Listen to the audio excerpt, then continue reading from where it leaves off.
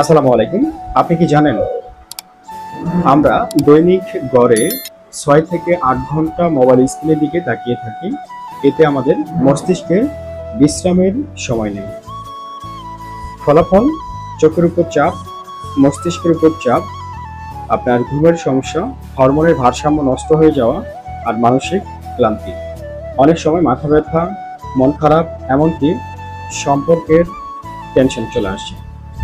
এর সমাধান কি? অবশ্যই প্রতিদিন ১ ঘন্টা ডিজিটাল ডিটক্স চেষ্টা করুন।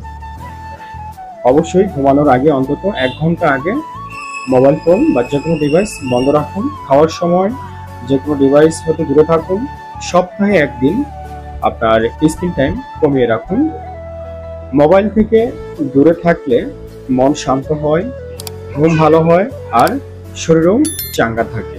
একবার চেষ্টা করেই দেখুন, নিজের পরিবর্তন আপনি নিজেই টের পাবেন। আসসালামু আলাইকুম।